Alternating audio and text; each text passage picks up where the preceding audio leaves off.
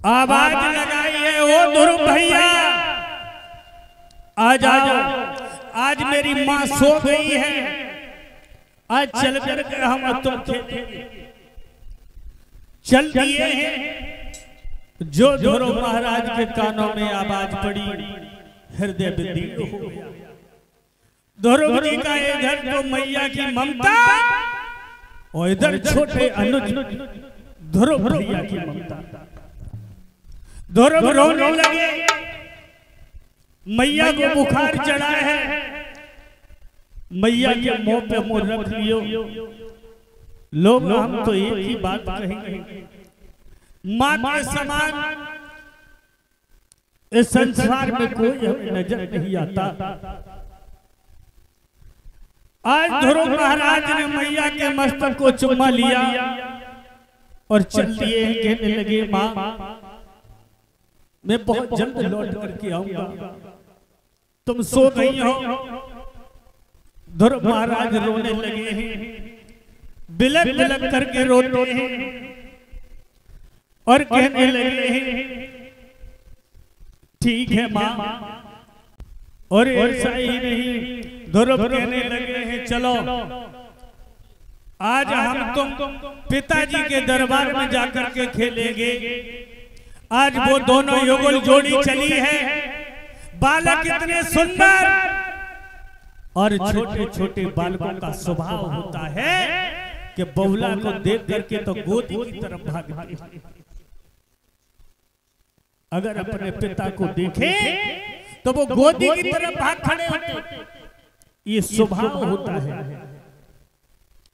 देखा है इधर ध्रुव उत्तम भागे और उधर से महाराज भागे। बीच में आकर के ध्रुव को उठा लिया और उत्तम की अंगुली पकड़ करके महाराज लेकर के सिंहासन पे जाकर के बैठ गए। लेकिन नीच वहां पर भी मौजूद थे।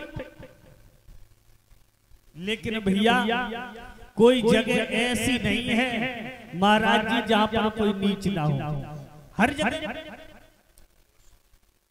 नीच वहां पर भी बैठा हुआ था। वहां से उठा और पहुंच गया है। महाराज सुरजीत से जाकर के कहा है, तुम्हारा बेटा अंगुली पकड़ के खड़ा है और तुम्हारी सौत का बेटा गोद में बैठा हुआ है। और जो ये सुना तो आज वही सुरजी क्रोध में आ गई।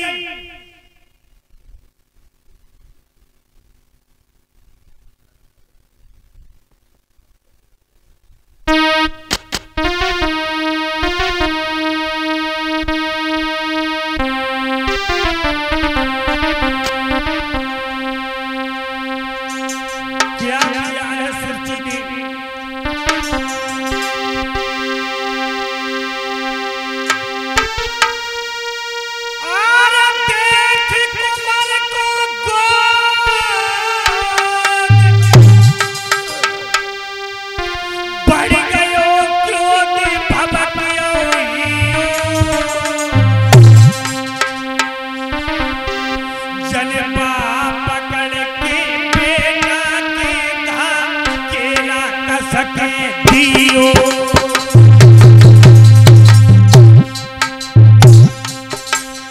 बाप पकड़ के ध्रुव के धक्का मारो।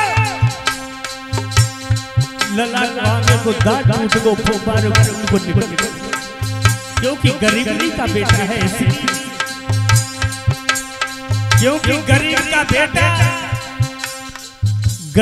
बेटा हर किसी को चोर नजर आता है और अमीर की कोठी पे बैठा हुआ मोर गरीब का बेटा हर किसी को चोर नजर आता है और अमीर की कोठी पे बैठा हुआ काग हर किसी को मोर नजर आता है। यही इनका विधान।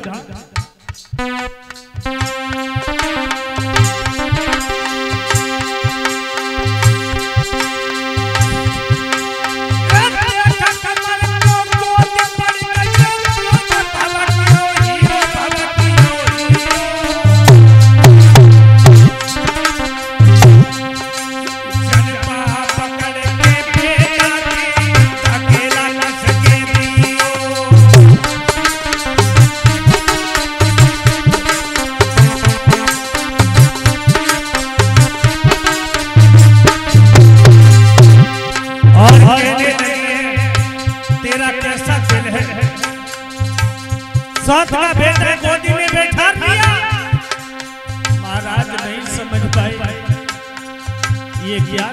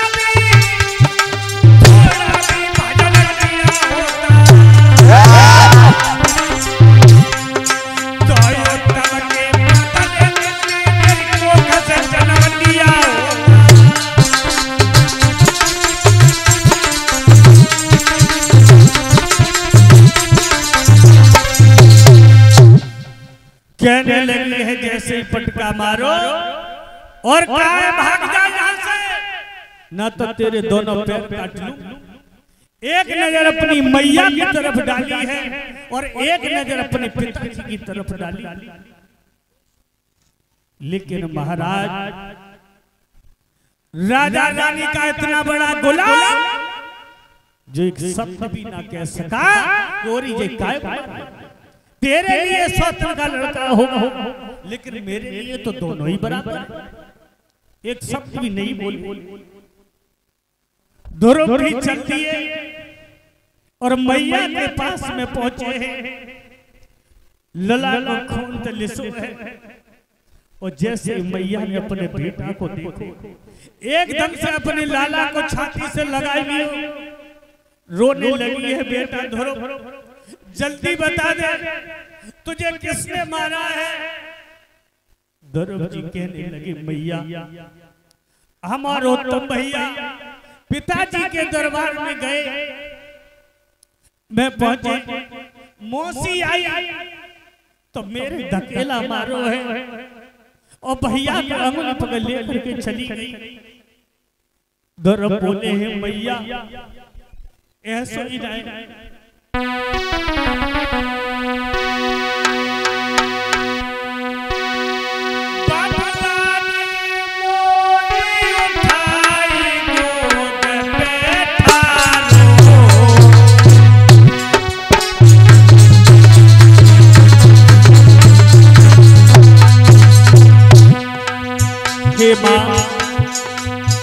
पिताजी ने मुझे उठा करके गोद में बिठाला,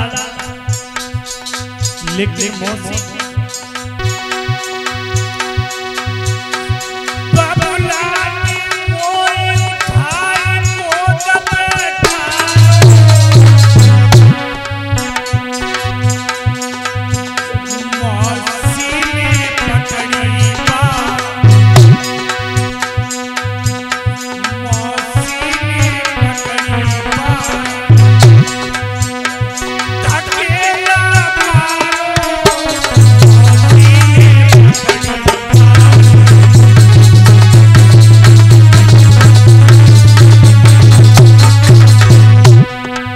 कहने लगे माँ दुख मुझे एक बात आता है,